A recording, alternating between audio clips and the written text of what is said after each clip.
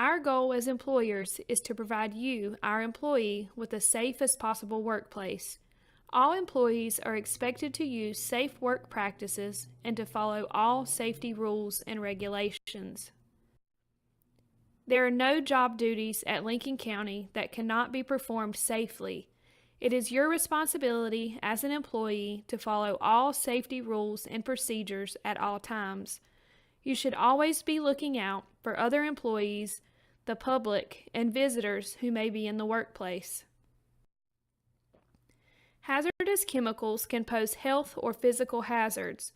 All employees have the right to know what chemicals they may be exposed to in their job duties.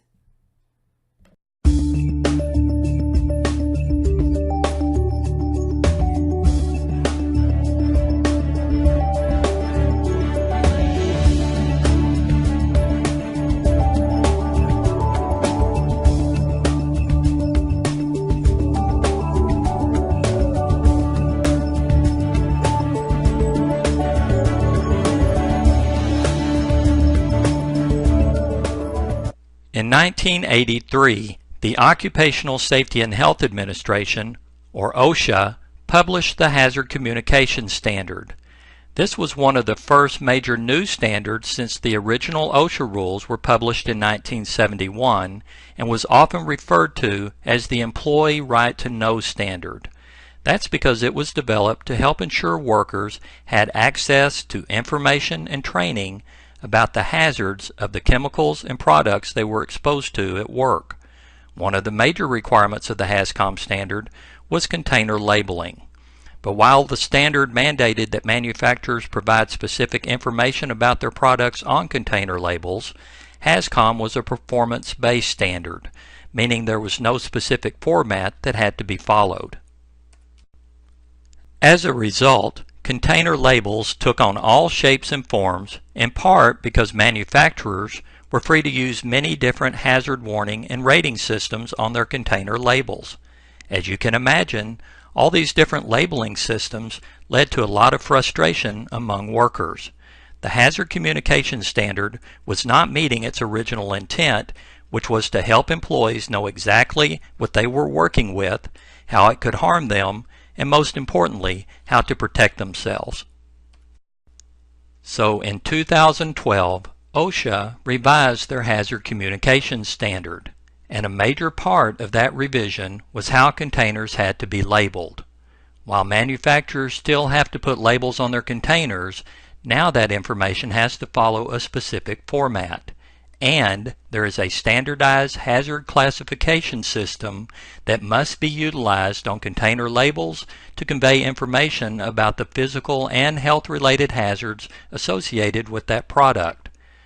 The HazCom standard also requires employers to train their employees on how to read and understand the new GHS labeling system. So the standard changed from employee right to know to employee right to understand. To improve information available to workers, OSHA adopted the labeling requirements of the GHS. That stands for the Globally Harmonized System of Classification and Labeling of Chemicals. The GHS is a standardized system, meaning there will be consistency in the information appearing on container labels once this system is fully adopted. This system was developed by the United Nations, which means that, once fully implemented, container labels for products from around the world will be standardized, which is of increased importance in our global economy. Here is an explanation of the information that must appear on container labels. First is the product or chemical identifier. This may be the name of the product itself or, as in this label, the specific name of the chemical. This information will also match up to the Safety Data Sheet, or SDS, for the product. Next is a signal word. There are only two that are used in this system, either the word danger, which indicates a relatively severe or immediate hazard, or warning, which indicates a less severe but still potentially harmful level of hazard. The next section contains one or several hazard statements. These standardized hazard statements give employees a quick warning about the hazards that are associated with the product and differ according to the classification and category of hazard or hazards presented by that product. The next section of the container label shows what are known as precautionary statements. These too are standardized in the GHS labeling system and in general convey information about how to prevent or lessen exposure to the chemical, as well as considerations for storage of the product, first aid procedures to be used when accidental overexposure occurs, and, where applicable, information on how to respond to an accidental spill or release of the product, as well as information about its proper disposal. Additional safety and health related information can be found on the product's safety data sheet. GHS compliant labels must also display supplier information. This is where you will find the name of the manufacturer or distributor of that product, as well as their street address and telephone number. On some labels, you may see supplemental information about the product, such as directions for its use and possibly an expiration date for the product. And a key new requirement of the GHS labeling system, and something fairly new to us here in the United States, are pictograms.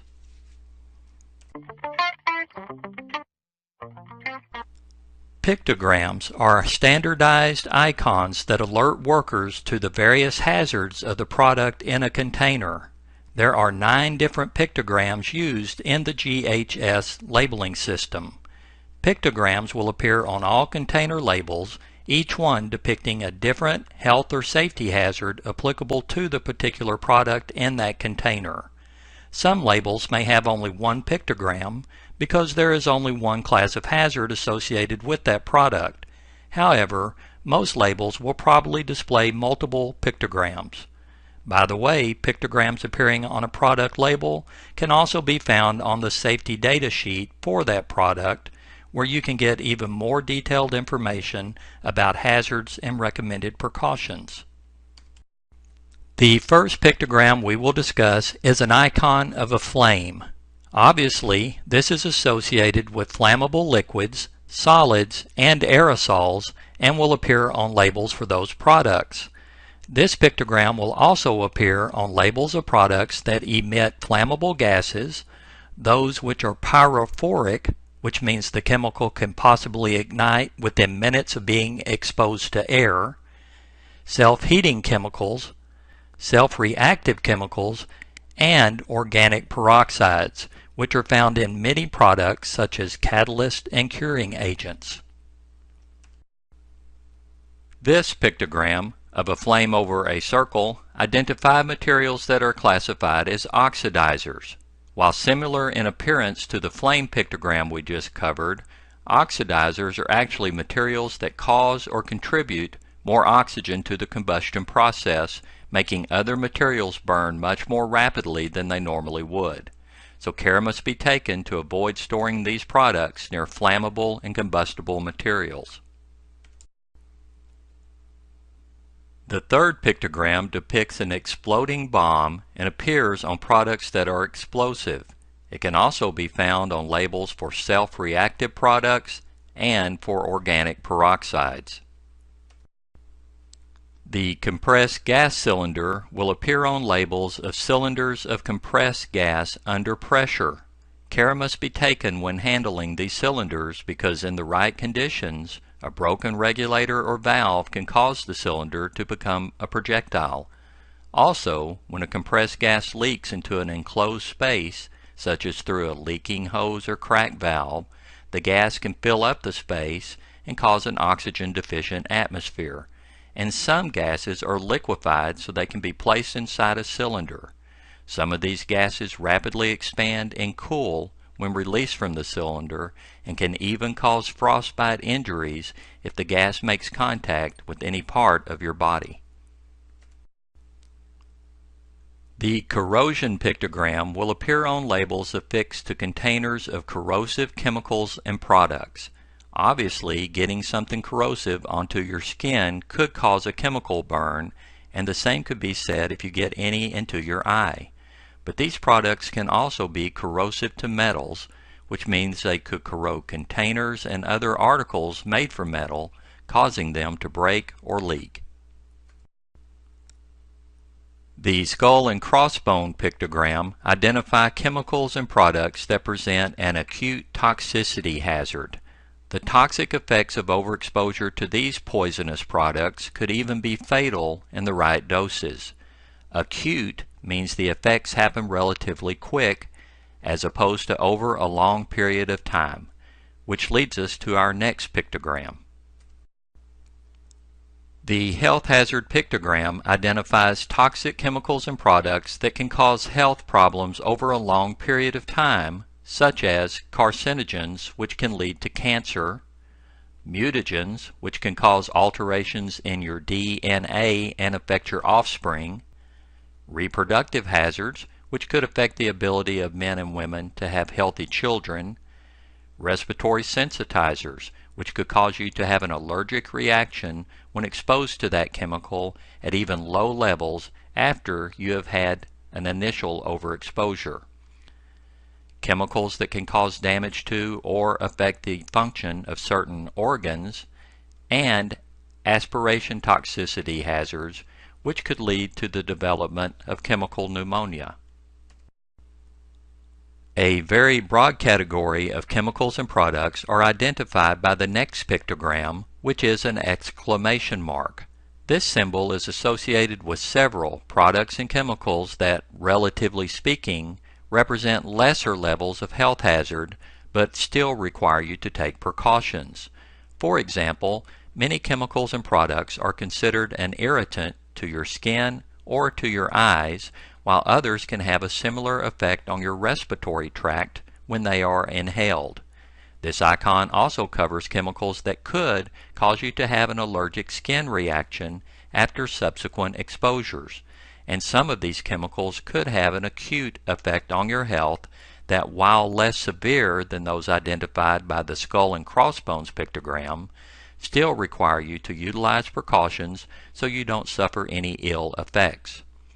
Chemicals that have a narcotic effect on your central nervous system are also categorized in the exclamation mark group, as are any products that have a harmful effect on the ozone layer, although OSHA does not enforce the use of this pictogram for ozone damage because it does not directly affect the health of workers.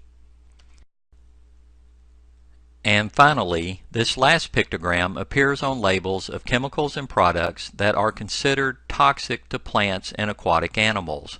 However, while this pictogram may be required by other agencies to appear on container labels, OSHA does not enforce the use of this pictogram since it will not directly affect the health and safety of exposed workers.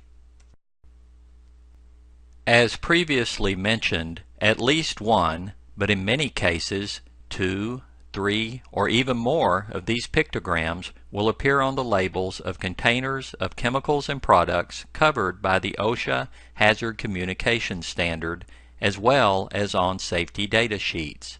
So read them and heed them, as you will need to be aware of the hazards posed by the various products you use at work.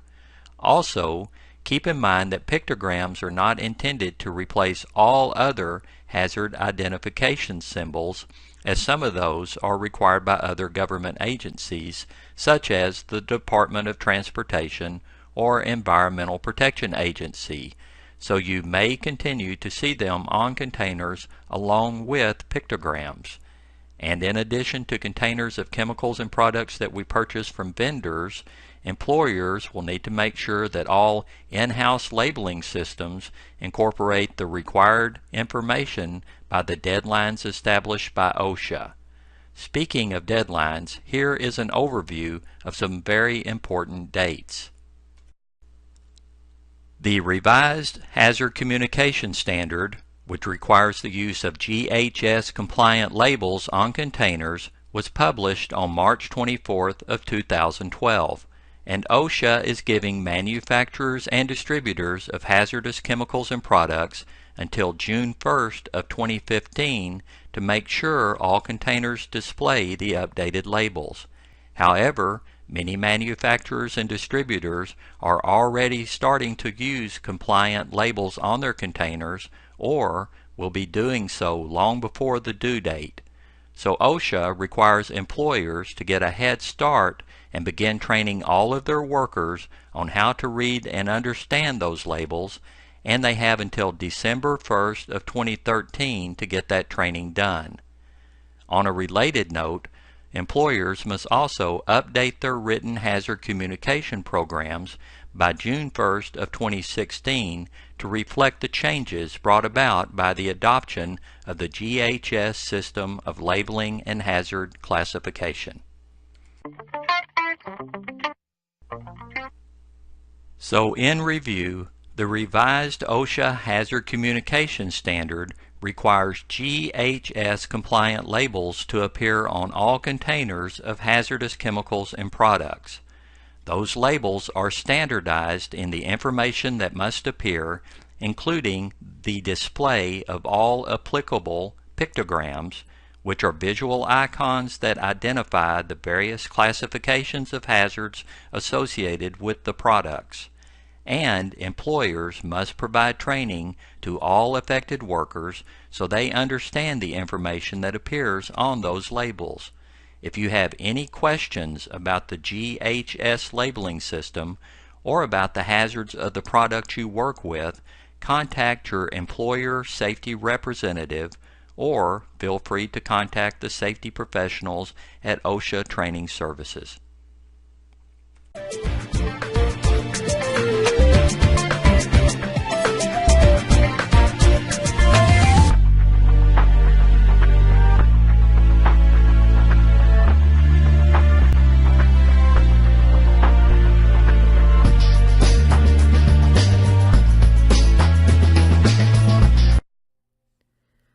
Fire prevention and emergency action plans. Smoking is only allowed in designated areas. No smoking is allowed in trenches, near below-grade areas, or near brush or pine needles. Observe any no smoking signs. These signs are placed in areas that could have a fire or explosion hazard. Fire extinguishers are located in all administrative buildings and owned vehicles. Use fire extinguishers only after being trained to do so. Remember, pull, aim, squeeze, sweep. Do not block fire extinguishers. Keep the pathway and the area around a fire extinguisher clear at all times. You will be advised your assembly point in the event of an emergency evacuation. Proceed calmly and quickly to the assembly point. You will also be advised of your evacuation warden, who will be certain you have cleared the building if required. Do not leave the premises until you are cleared to do so. We must maintain accountability. Tornado safety rules. In homes, the basement offers the greatest safety. Seek shelter under sturdy furniture if possible. In homes without basements, take cover in the center part of the house, on the lowest floor, in a small room such as a closet or bathroom, or under sturdy furniture. Keep away from windows. In shopping centers, go to a designated shelter area. Do not go to your parked car. In office buildings, go to an interior hallway on the lowest floor or to the designated shelter area. In schools, follow advanced plans to an interior hallway on the lowest floor. If the building is not of reinforced construction, go to a nearby one that is, or take cover outside on low protected ground. Stay out of auditoriums, gymnasiums, and other structures with wide, free-span roofs. In automobiles, leave your car and seek shelter in a sustainable nearby building or lie flat in a nearby ditch or ravine. In open country, lie flat in the nearest ditch or ravine. Mobile homes are particularly vulnerable and should be evacuated. Trailer parks should have a community storm shelter and a warden to monitor broadcasts throughout the severe storm emergency. If there is no shelter nearby, leave the trailer and take cover on low, protected ground. Thunderstorm and lightning safety rules. If you plan to be outdoors, check the latest forecast and keep a weather eye on the sky. At signs of an impending storm, towering thunderheads, darkening skies, lightning, increased winds, tune into your NOAA weather radio, AM/FM radio, or TV for the latest weather information. When a thunderstorm threatens, get inside a home, a large building, or an all-metal automobile. Do not use a landline telephone except for emergencies. If you are caught outside, do not stand underneath a tall, isolated tree or telephone pole. Avoid projecting above the surrounding landscape. For example, do not sit on a hilltop. In a forest, seek shelter in a low area under a thick growth of small trees. In open areas, go to a low place such as a ravine or valley. Get off or away from open water, tractors, and other metal farm equipment or small metal vehicles such as motorcycles, bicycles, golf carts, etc. Put down golf clubs and take off golf shoes. Stay away from wire fences, clotheslines, metal pipes, and rails. If you are in a group in the open, spread out, keeping people several yards apart. Remember, lightning may strike some miles from the parent cloud. Precautions should be taken even though the thunderstorm is not directly overhead. If you are caught in a level field or area far from shelter and you feel your hair stand on end, lightning may be about to strike you. Drop to your knees and bend forward, putting your hands on your knees. Do not lie flat on the ground. Flood safety. When you receive a flood warning, store drinking water in clean bathtubs and in various containers. Water service may be interrupted. If forced to leave your home and time permits, move essential items to safe ground and grease immobile machinery. Move to a safe area before access is cut off by floodwater. During the flood, avoid areas subject to sudden flooding. Do not attempt to cross a flowing stream where water is above your knees. Do not attempt to drive over a flooded road. You can be stranded or trapped as the depth of the water is not always obvious. After the flood, do not use fresh food that has come in contact with flood waters. Boil drinking water before using. Wells should be pumped out and the water tested for purity before drinking. Seek necessary medical care at nearest hospital. Food, clothing, shelter, and first aid are available at Red Cross shelters. Do not visit disaster areas. Your presence might hamper rescue and other emergency operations. Do not handle live electrical equipment in wet areas. Electrical equipment should be checked and dried before returning to service. Use flashlights, not lanterns or torches, to examine buildings. Flammables may be inside. Report broken utility lines to appropriate authorities. When a flash flood warning is issued for your area, or the moment you first realize that a flash flood is imminent, act quickly to save yourself. Flash flood waves, moving at incredible speeds, can roll boulders, tear out trees, destroy buildings and bridges, and scour out new channels. Killing walls of water can reach heights of 10 to 20 feet. You won't always have warning that these deadly sudden floods are coming. As soon as you are made aware, go to high ground immediately. Get out of the areas subject to flooding. This includes dips, low spots, washes, etc. Avoid already flooded and high-velocity flow areas. Do not attempt to cross a flowing stream on foot where water is above your knees.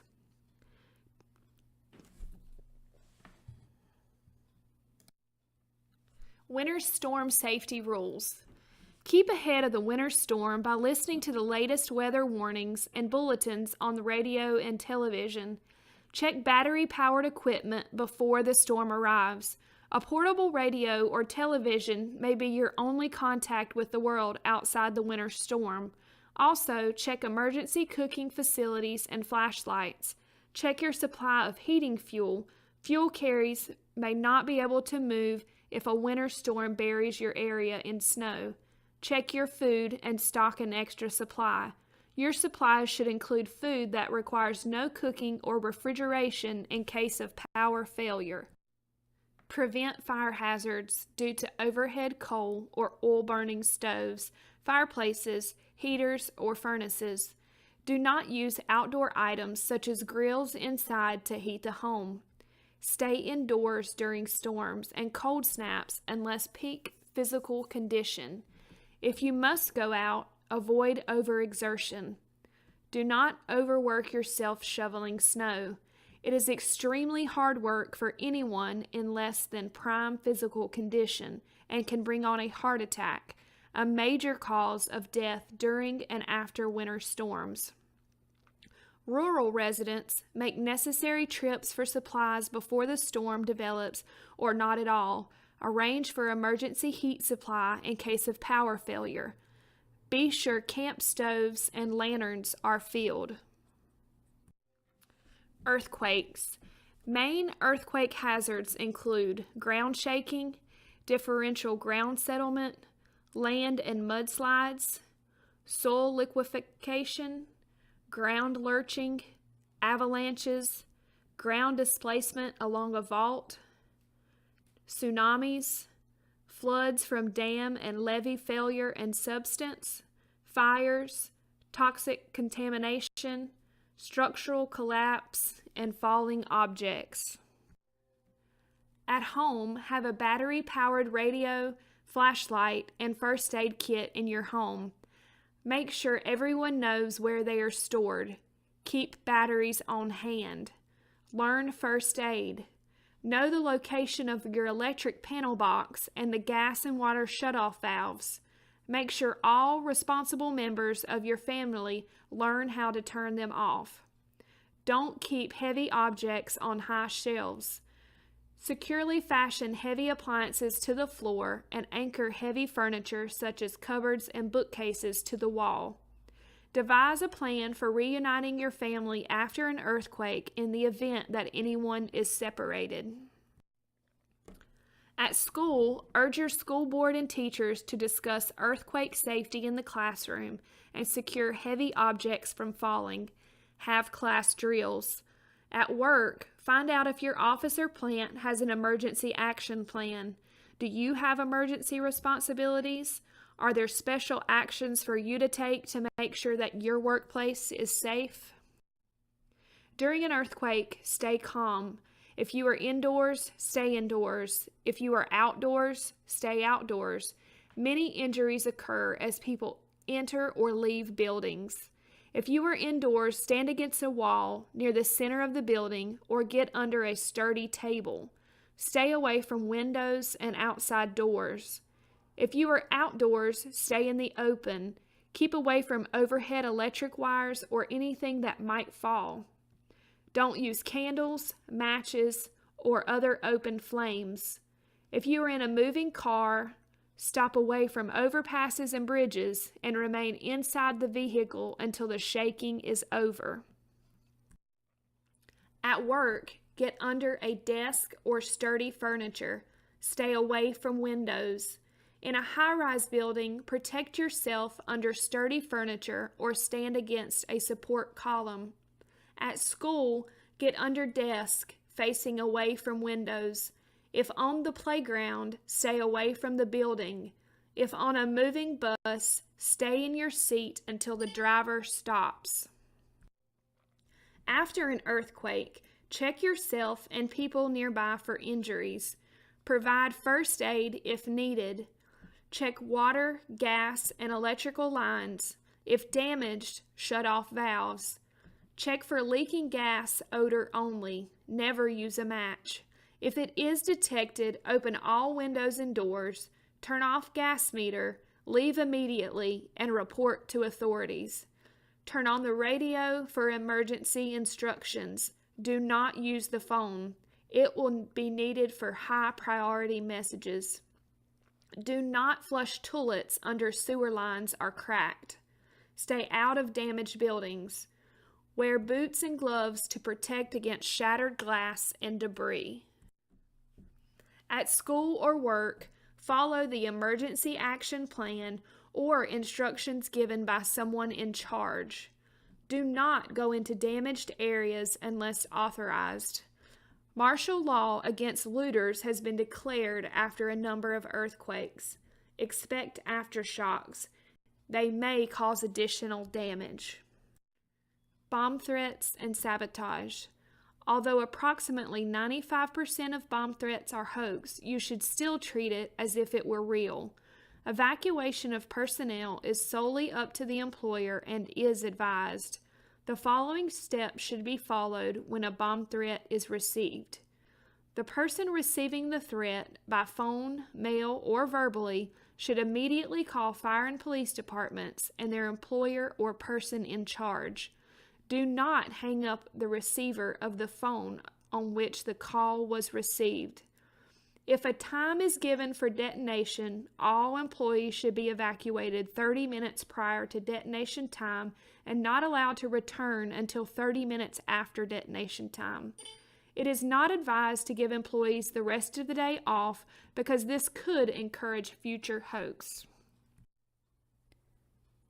Assign evacuation wardens when activating your emergency action plan.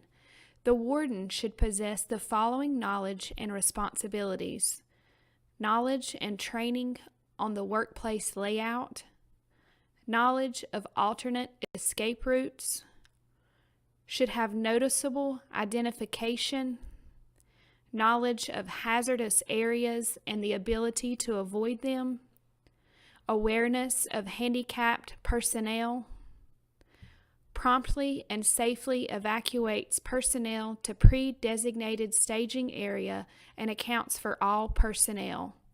Wardens should be responsible for no more than 7 people.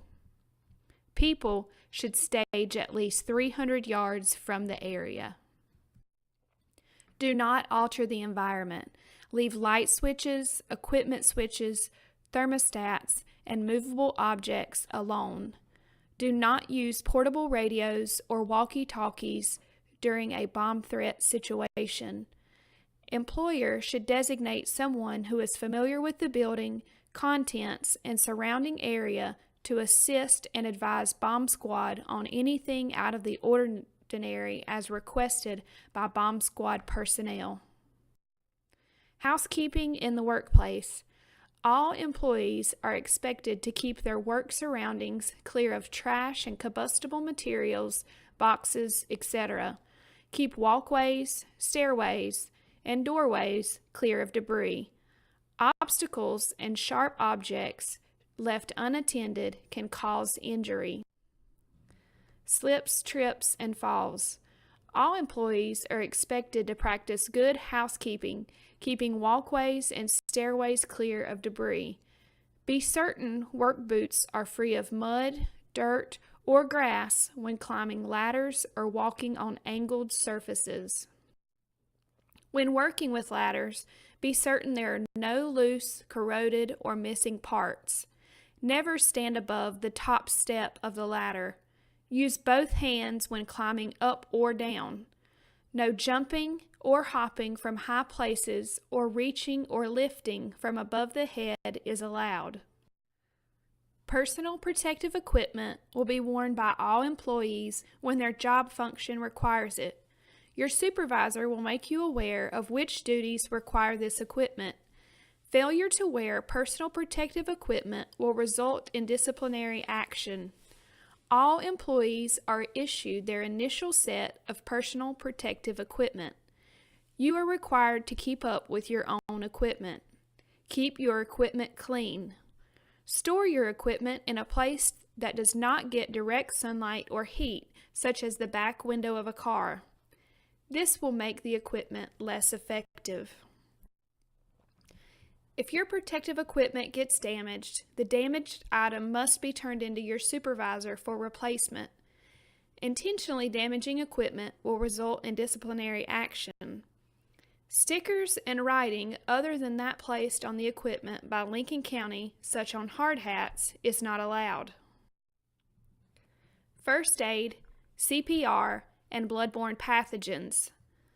First aid kits are located on all vehicles and in administrative buildings. Should you need medical attention on a job site, notify your supervisor immediately. All injuries on the job site must be reported to your supervisor at the time of the incident. Should you be involved in a first aid emergency, limit your contact with blood or body fluids. Personal protective equipment, such as rubber gloves found in the first aid kit, must be worn when an exposure to blood or bodily fluids is possible. Immediately notify your supervisor if you come in contact with blood or bodily fluids.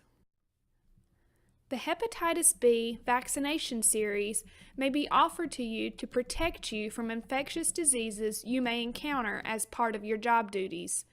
All employees, regardless of exposure level, will receive information regarding exposure and preventative measures. Portable hand and power tools and machine guarding. Always use the right tool for the job.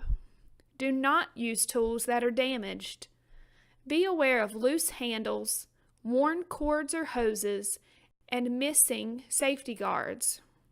Notify your supervisor if a tool needs to be serviced or replaced.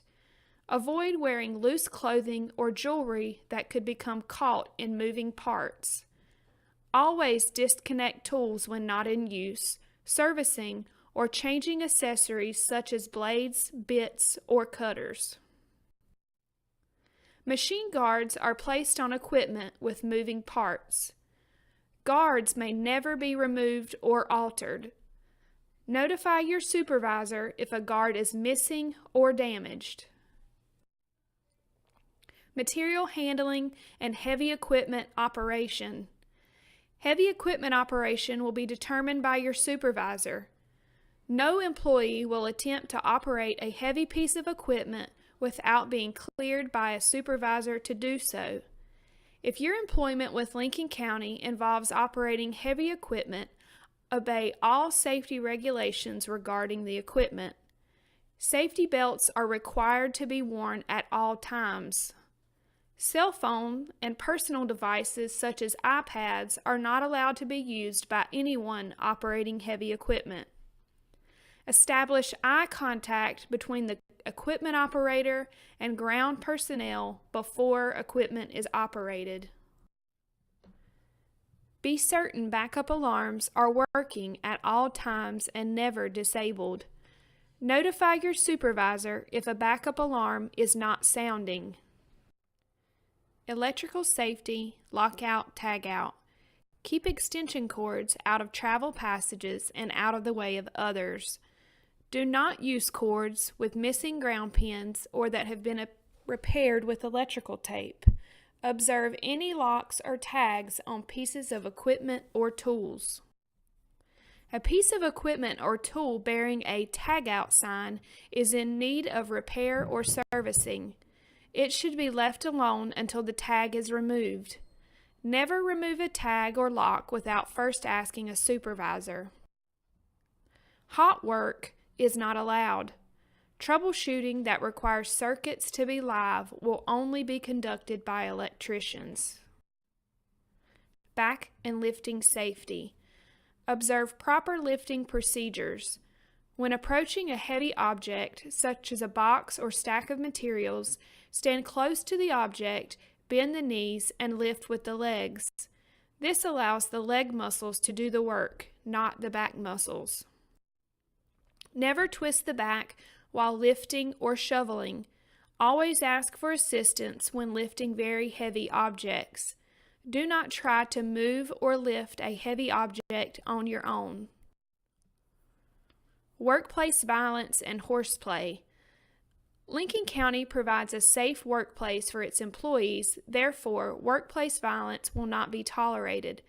Any incidents of workplace violence must be reported to your supervisor immediately. Threats are considered workplace violence and will not be allowed.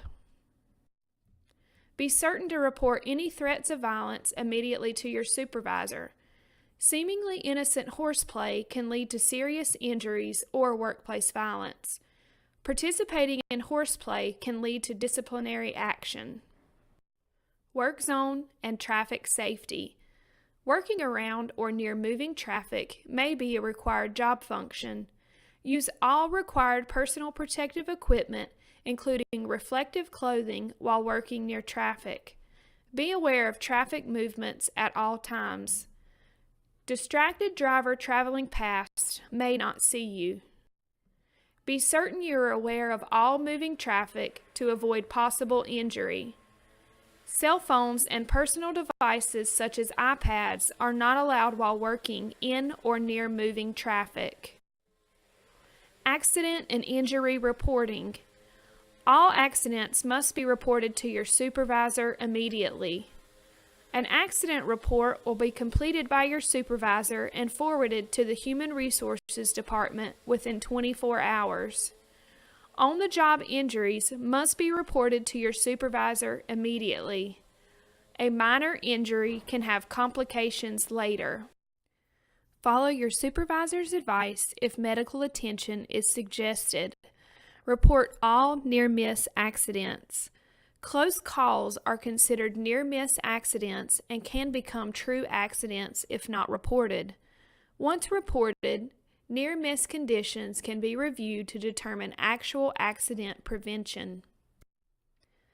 Safety warnings. Heed warnings given to you by other employees. Employees who have been on the job for some time may have the experience necessary to protect you, the new employee, from hazards you may not be aware of or recognize. These safety rules and procedures are designed for your safety. All employees of Lincoln County are required to obey them at all times. During your employment, you will attend safety training classes to help you better understand why safety rules are in place. You are required to attend these classes and will be notified by your supervisor of the time and place they will be held. You will receive on-the-job training beginning immediately. If at any time you have any questions regarding safety on the job, ask your supervisor for assistance.